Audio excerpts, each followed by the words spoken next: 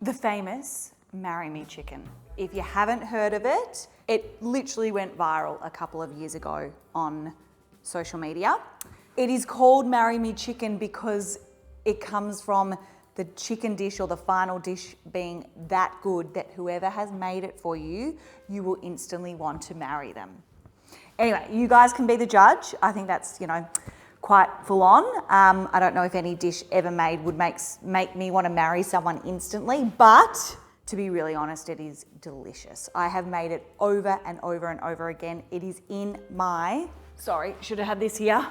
It is in my second cookbook, Family Food. And there's lots of variations of Marry Me chicken. There's ones without chicken, with tortellini, with lots of different things. My one is pretty much the standard recipe, but I've chosen to add Risoni, which if you know me, you know that I love Risoni. Can't resist it. And it really just fills out the beautiful dish. So it means you don't have to worry about, putting it on a bed of rice or a bed of pasta. It's all in the one pot, easy, super easy, family friendly, delicious. Let's make it. First things first, we're starting with seasoning and spicing our chicken. Now, I don't want people to flip out and turn the video off right now because I'm using chicken cutlets. So these are skin on, bone in chicken thighs, basically. You can use normal chicken thighs. You can use just chicken thighs with skin on. You can use chicken breast if you like in this dish. It is really, really easy to swap in and out because we're cooking our chicken first. It's coming out and then we cook all the other bits and put the chicken back in at the end. So whatever chicken you're comfortable with, I love using chicken cutlets because, and you don't find them everywhere, ask your butcher for them if you're confused where to find them. They will definitely have them. But I love that because the skin will get nice and crispy when we cook it off, but also there is a bone in the leg here, so it adds a whole lot of flavour when it's simmering away, cooking away, and then gets added back with the risoni. It is just delicious. So if I haven't converted you yet, well, you'll just have to see how this goes because I love a chicken cutlet. Now, while we spice these, I'm gonna get my pan on, nice and hot to heat. I'm gonna add a little bit of olive oil in there to heat up as well. And then let that start to heat. Make sure it's on the heat properly. It was just off by the side. Then I've got some dried oregano and some dried sweet paprika. So we're just doing a mix of that onto the chicken. Doesn't really matter what goes on what, it doesn't have to be perfect. And then you are giving that a bit of a rub with your hands, dip it in the oil. See underneath, it's just a thigh, but it's got your bone still in, so it's just been cut. And it just adds beautiful flavor as you're cooking it, but also I love the skin on. And you can also just get, as I said, boneless thighs with skin on, which will also give you the crispy, nice skin, but you just don't have the bone to pick around at the end of the dish. Now, that's heating up beautifully. I can feel that. Yep, beautiful. And then what we're gonna do, obviously, because I got skin on, is gonna go skin side down and we're going to get that skin nice and golden and crispy before we turn it over. That's starting to slightly smoke, so bring that in. Great. And now that it's nice and hot, I'm gonna turn it down a little bit because I don't want it to burn. Beautiful. So now just let them cook away, get nice and golden for a couple of minutes. I've turned down the heat so we're not burning the skin. And then we'll turn over and do the other side. Okay, it's had a couple of minutes on one side. We're gonna turn them now and hope that that skin is luscious and crispy. Oh, now see, that's what you don't get when you use, chicken breasts or skinless chicken thighs. And it makes such, oh, wow. It makes such a difference to the end result. Just a crispy, golden, full of flavour skin. Yum. Okay, so we've done both sides of our chicken. Now be very careful when you take them out because they're slippery little suckers. And we're just gonna pop those to the side because they're pretty much cooked through now. Careful we don't rip the skin. Beautiful. Okay, so they can set aside. Then that oil is still nice and hot. There's plenty in there, which is great. One large brown onion goes in. Give that, get that in. Get that in, and my wooden spoon, give it a stir. It's gonna colour beautifully with all that paprika oil still in there. And just 2 to 3 minutes cooking that off. I forgot the butter, which butter is just key. You can never forget butter when you need to put it in a recipe. So, oops, sorry, I'm splattering oil everywhere. About a tablespoon of butter. It's fine that I've put it in a little bit late as well, but just when you're throwing in your onion and garlic, you've got to throw in that butter because it'll just create a lovely creamy base that's going to build from there. Beautiful, so our onion is cooked off with our butter and the oil that was already in there. Now we're adding about 3 cloves of garlic. Get that all in there and then stir that around, cooking it off for about 1 to 2 minutes. So then I've got about 1/3 cup of sun-dried tomatoes. They're just chopped. So pop them in. If a bit of their oil goes in, that's good too. It's just going to add to the richness of the dish. Get that sizzling and bubbling. And then I've just got a large green zucchini that's just chopped into sort of thinnish half moons. Don't have to be too thin. Pour that in and then get that cooking and coat that with all the onion and garlic and sun-dried tomatoes for a few minutes. Now I'm going to add my 1 cup of risoni. So this is the part that isn't in a traditional marry me chicken recipe, but I love it. So I'm gonna pour that in, nearly missed the pan there, and coat that in all of the yummy juices. So this is I'm gonna turn it down so it doesn't get too hot, but you're just gonna coat all of that risoni in the sun-dried tomatoes and the olives and the garlic and the oil that's in the pan, and that will soak it all up so that when we add our stock now and it cooks away, the risoni, this is why I love that I've added risoni, the risoni absorbs all that delicious flavour from the dish. Okay, so we've stirred it all around, coated all the flavours. Now I've got, give it a whiz, not that it matters, it's all going into the same dish. 2 cups of chicken stock. Beautiful. Now what we do is we let it just cook away. Now, if you were worried that your chicken hadn't cooked through fully, you know, maybe you just rushed and now you're at this stage and you checked your chicken and you thought, oh my God, it's not cooked through. This would be when I would pop it back into the liquid and let it just cook away as the risoni absorbs the liquid and cooks away. But otherwise, let it just simmer on a low simmer for about 8 minutes or so until that risoni sucks up all that delicious liquid. And then we're gonna add, once that's done, we're going to add a few other bits and bobs. Okay, we're back. Geez, I'm a bit scattered today. I'm just making mistakes left, right, and center. I can't remember what I've done with my own recipe. This is what is sometimes the issue of sharing recipes, because often when I'm in the moment, I will just read the dish and what it's doing and then add things accordingly. But sometimes that comes back to bite me in the bum because I'm like, did I add the cream at this point when I've written the recipe? I don't know, I can't remember because anyway, as you can see, my brain's a bit scattered at the moment. My little 1-year-old hasn't been sleeping too well at the moment, which is obviously affecting the scatteredness.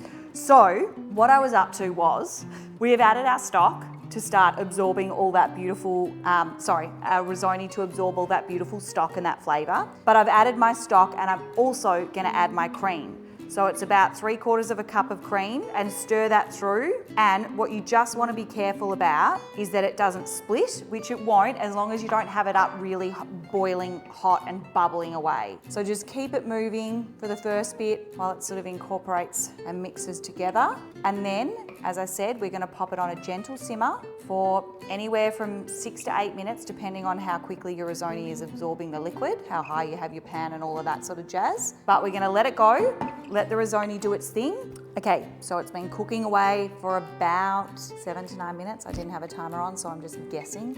As you can see, it's kind of like, there's still a little bit of liquid there, but we like that because also we've still got our parmesan and spinach and a few bits and bobs to add. And once we put our chicken in, we don't want it to be totally soaked up where it starts to dry out. I'm gonna pop in my spinach. It's about 2 cups or 2 handfuls, but you know what spinach is like. It actually melts down to nothing. So if you wanna put more in there, you go for it. And that will just take a minute or two. Once that heat kind of gets around it, it'll just start to wilt and soften. And as you'll see, you could always add more if you wanted to, because it really does disintegrate to not very much, but I do love wilted spinach and I think it's a little added nutritional boost that we can have as well. Now I've got, I think it was about, again, very scattered brain today, I think about 1 cup of grated parmesan. So pop that in, and obviously this is going to make it super creamy and take it to that next level of kind of comfort and depth of flavour. Stir that all through.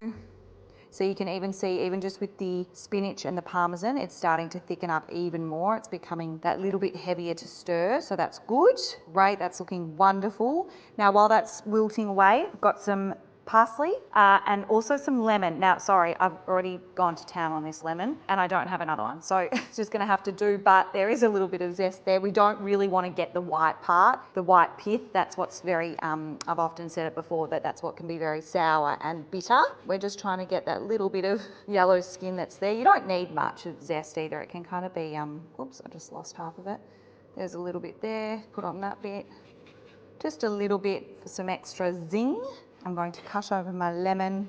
Hope it's not too pippy so I don't have my little gadget. Oh God, there's pips everywhere. All right, well, you know what? Just do it like you normally would. Catch all the pips in your hands. Oh, look, I love a juicy lemon. It's a whole lot of zest and zing. And then I'm gonna take off of that. Again, you can clearly guess how much parsley you wanna add. If you don't like parsley, you can totally leave it out. You can swap for basil. Mint works okay, but I would say parsley and basil are the two that work best with this dish. So, oh, there's a little bit of, we're just gonna come and pop that in there. Now we're gonna stir it all through, and then I'll leave a bit of parsley there so that we can pop it on top of our chicken. Oh, look at that, creamy, delicious. See, as I said, it's like you didn't, look how much spinach I put in, and now look how much it's kind of just disappeared. So if you'd like to add more spinach, go for it. But basically we're then going to get our chicken that we cooked earlier, and we're going to, without letting it slip very at the last minute and splitting the skin, which is your best favourite part. If you'd like to, you can turn it up a little bit here so that the, oh God, nearly slipped. Let's just concentrate, Sarah, concentrate. Just love this dish. Look how pretty it is. Oh, concentrate. Okay, great. And you don't want them to sink too much because then you're going to lose the crispy. And then I like to pour some of the oil just over the skin. It's delicious and yummy. And that's how you'll reheat the chicken. So see how it's been put in and you've turned it up, and it's, don't bubble it, don't boil its bum off. Oh no, don't want him to sink. He looks so pretty. There we go. You don't want to boil its bum off, so we can turn that down now. I just wanted to heat up what was around the chicken so that it cooked and heated up nicely. Bit of, I was about to say a bit of parmesan. Jeez, I need to go to bed early tonight. Bit of parsley is what I was trying to say. And another squeeze of lemon if you like, and some cracked black pepper. Oh, and this is ready to just devour. Like yum, I would pick it up to show you. Oh no, it's not too hot. Yum, yum, yum. And wait, let me have a little taste. And then I can show you it served in a bowl if you'd like. But let's just check all my bits and stuff. I'm running out of spoons here. Check all my bits are cooked. The bits of the dish, not my bits. Wouldn't want that, would we? Now, this looks like a boring mouthful. I just want to check the risoni is kind of,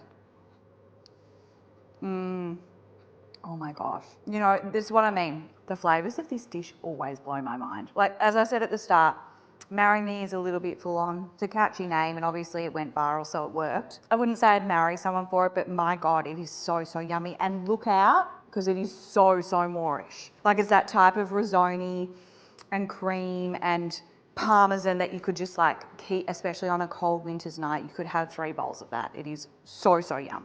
As promised, let's serve up a little bowl. So I'm getting all these, oh God, don't get it on your crispy, yummy skin.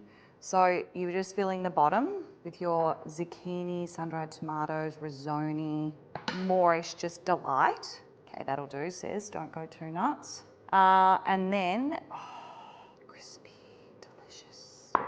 Pop him on top. I don't know why I keep referring to them as hims. Makes no sense. And look, if you want to be really fancy, just because I've got it here, you can put a little parsley and some lemon.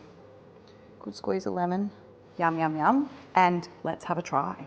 Shall we, guys? Shall we? Let's check my chicken is cooked. Let's check all the bits and bobs.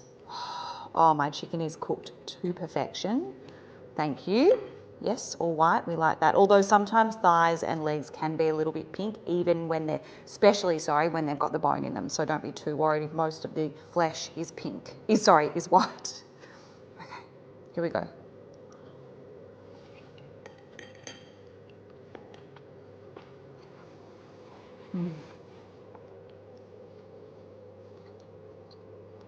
Sorry, the noise, I know it must be gross, but yum, yum, yum. I say it every time I make this dish, it just never disappoints. Like, it's just so full of flavour, so Moorish, so comforting. Like, As I've said, and I have in the past, I could eat 2 to 3 bowls of this, and then you feel quite sick after, but it's just so yummy and so good. And you saw, not that tricky, all in one pot, good for a weeknight meal. You kind of just cook off your bits and bobs and then let it go, add your chicken back in, and you're good to go.